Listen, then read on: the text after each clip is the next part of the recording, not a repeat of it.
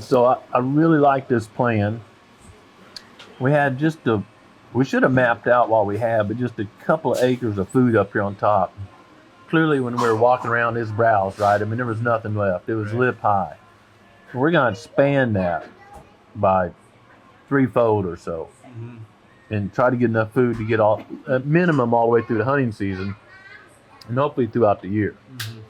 And first year, of course, after you got some clearing to do, gonna be some weeds. You're gonna disturb the soil, disturb seed banks. So let's plant. You're gonna need to have to plant Roundup Ready beans to be able to control those weeds first year or two. And you're gonna want then to overseed the beans with a good fall blend like the Buffalo blend. And I'm thinking like in 2 years you really be to back off the herbicide use because we're getting on top of those weeds with the mulch, and you're renting a no-till drill, which is great. And then we had this big area here, 30 plus acres, that was just high graded forest with some saplings that, they're never going anywhere. That sapling may be 30 years old, it's just so shaded out. So I'm recommending really strong TSI in here. We're taking out a lot of what you call trash trees, but non-productive trees. There's some elms, there's some stuff in there that just aren't. There's some old cherries, and I like cherry, but these are this big and turn 3 times up through there. They're never going to do anything. So we're going to use hack and squirt, leave them standing. I'd like a minimum of 50% sun and hopefully more in areas all throughout this area, reaching the floor. So remember, when you open this up, or it's called releasing, that crown of the residual tree is going to do that. They're not doing this, they're doing this. So you got to open more than you think because it's going to fill up the gaps real quickly. Then you just got to do it again. So you need to open more than you think. So we're going to make this basically a savanna or heavily TSI'd area all through here. We're not going to do it in the creek bottom, kind of come up through here and down through here. And this will become food and cover. Food, acorn trees will be much more productive because there's more sun. There's going to be native browse in here, and the browse is going to be food and cover. But they're still going to want to go up to this big major food plot that's all on ridge top. So on the ridge top, the wind is much more stable. When we get down the creek bottom, you've said this, weatherman says it's north, you get in there south and east, and kind of, it bounces off the ridges literally. I kind of think of it like a water wave, and then it hits the other side, and it comes back, and it kind of rolls around in there. Up here, the wind is going to be extremely predictable. Weatherman says north, it's really likely to be north up here.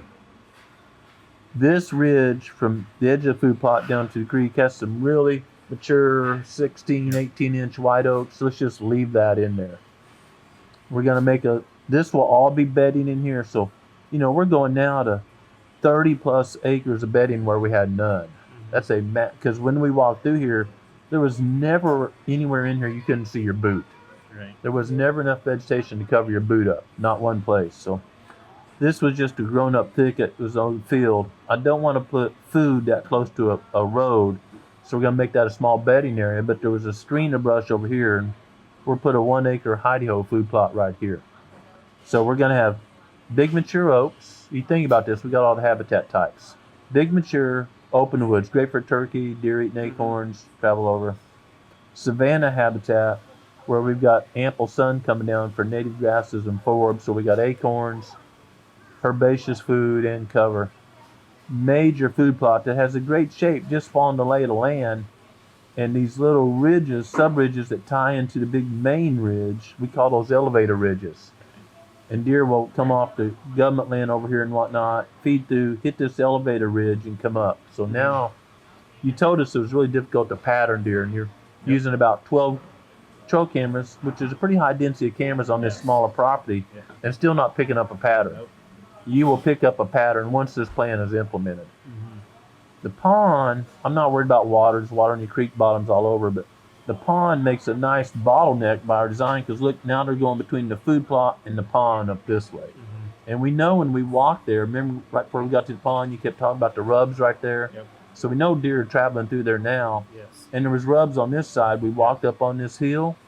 So now we got a bottleneck here between the food plot and the pond. So I should have saved a blank copy, but if you looked at a blank copy of your property and then look at this plan, you can see how much different it is to hunt it. Mm-hmm. You can tell the obvious bottlenecks. Again, coming through here, we got this big oak area, but instead of having all this brush around it, now they're either in the open or they're in the oaks. So it's going to bottleneck those deer coming this way, right here around the end of the plot.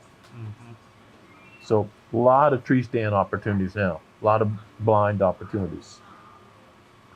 That's what we need. It does no good if we can't hunt them, right? Well, you know, when we zoom out and looked at what really got me going on this design, I ask, and I always do it, I want to see the neighborhood. This is government land, we can't go over here, but when we drove this morning around through here, we got all this ag. Right. You basically have high graded hardwoods and brush, and this was a big tall grass field. Yes. So deer were bedding here and pouring away from your property. Yes. Now, instead of going to this big ag, it's much more secure to step out in the food plot with this shape and eat here. Mm-hmm. That's why we had to make it so big, because if it's just an acre or two, they're going to overbrowse it quickly and go right back to eating in the big ag that's halfway around your property. Yes. But now that we got several acres of food, now deer can bed here and on you and come into here, because they'd much rather eat here where there's less disturbance than out in these giant areas like this. So, very confident in this plan. Very confident. And it's relatively straightforward. Yep. Nothing tricky about it. Just gotta go Got to do it. get that hack and square it out. Get that hack and squirt out. Garlon 3A will work almost all of your species there. We want to create a forestry mulch trail all the way around your property. So when you park here, no matter what the wind is, you have a way to get in here. And a lot of times it's going to mean getting to the east side. So if you had a west, like this is west, if Right. you had a west wind, If it's southwest, I'm going to come this way. That's the tempting thing, right? Oh man, in 5 minutes I'll be in my stand. I'm not sure to walk. Yeah, but you're going to want to go all the way around. You know, you got to think that with this total habitat change, deer patterns are going to change a little bit, right? Mm-hmm. You totally change your house, you can't walk the same way, or you stub your toe. Right. So your deer patterns are going to change a little bit. But more deer that were kind of doing this 5% and 95% here, they're going to make that shift, because you've now made this habitat better than anything around you. Anything around you.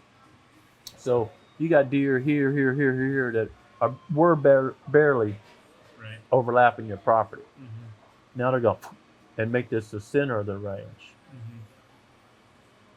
Your property lays best to hunt afternoons. I would hunt the mornings during the pre-rut and the rut, of course, but the rest of the time it's going to be difficult to get in there without alerting deer in the morning. Mm-hmm. You want to go in there when the deer are bedded and then let them come to you.